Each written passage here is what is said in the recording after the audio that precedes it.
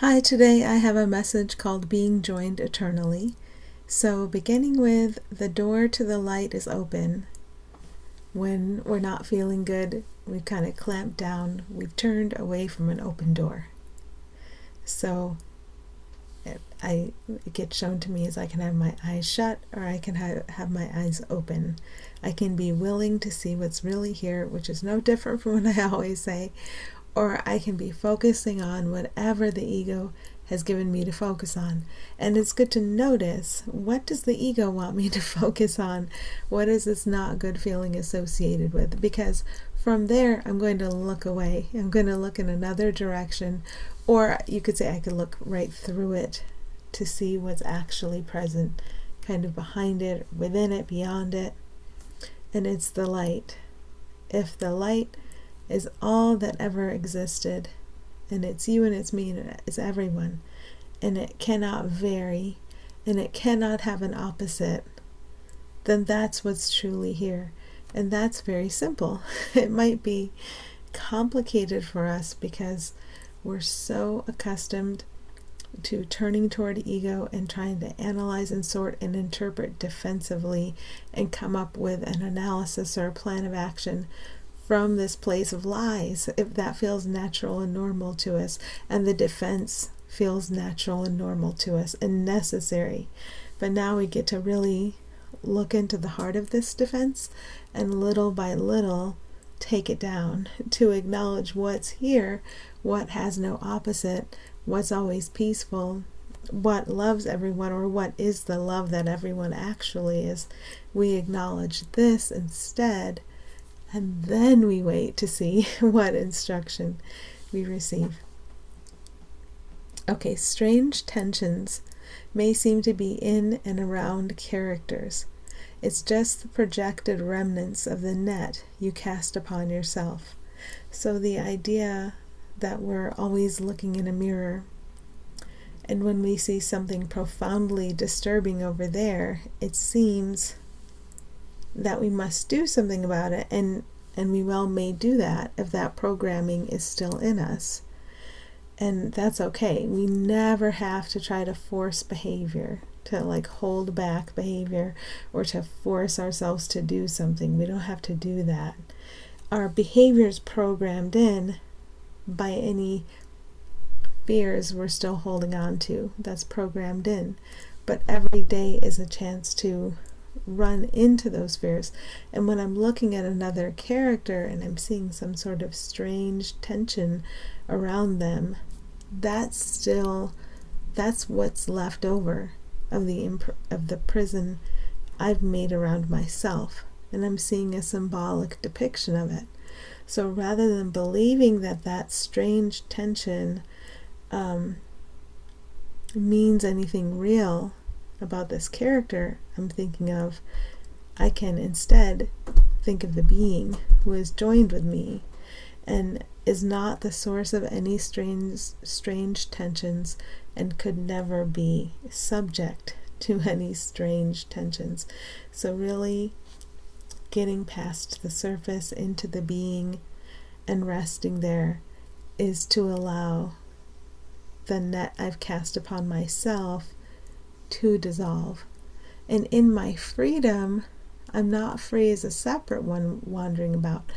I'm free because I'm in harmony with all that is, and I'm safe forever, and I'm at peace forever. I'm one piece with everything that is. So it's not this separate cut off thing having agency to do whatever the ego tells it wants.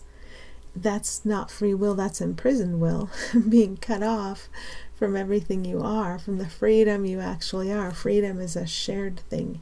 It's a one-piece thing. It's a joined thing. So that's a different way of looking at freedom. Okay, so this net I cast upon myself, I always have to come back to, I did it to myself. There's no villain doing this to me. It's not a real net. And as you stay still, it disappears. So as I reach out to the freedom you are, to the beingness you are, to what's joined in me and you, to what's the same in us both, that net disappears. Both the net I've projected on you, I've projected fear on you, and I see you restrained by some sort of net, right? I see you imprisoned in some way. That disappears, and as that disappears, then that I have cast upon myself to keep myself separate, that disappears too. The idea of agency, separate agency, seems to go away because this wandering about separate self seeks to both get what it wants and defend itself. And that whole structure, that's a structure of imprisonment. You're imprisoned being a separate self with essentially no support but your defenses, or whatever defenses you can seem to gather to you from another. That's being without support. That's lack of freedom. So we have freedom backwards.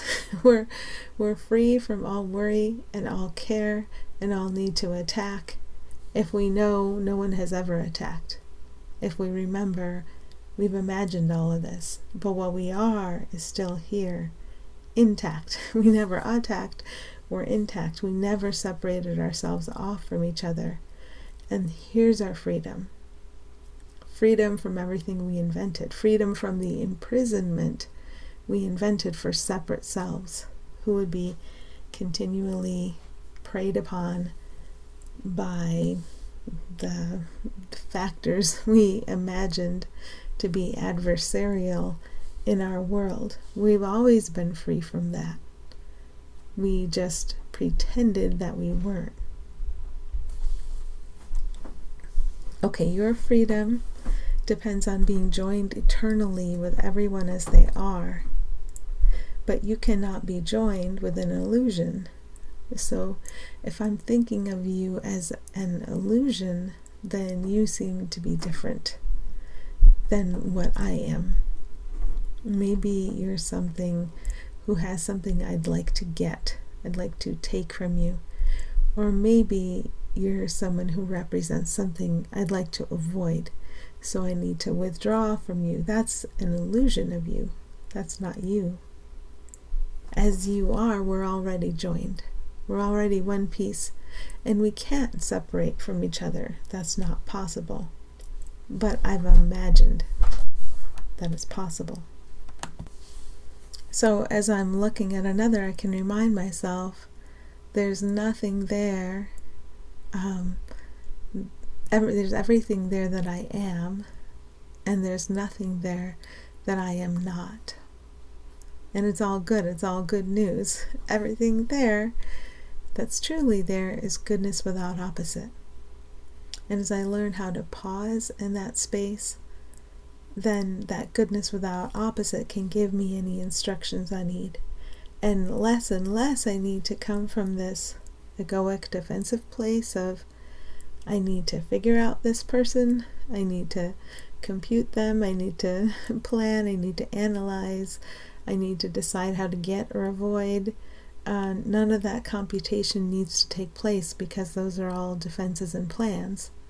But if I stay tied to the place where I know there's nothing here that I'm not and everything here that I am, and every instruction I need or they need will both be provided with, there's faith. That's the development of faith.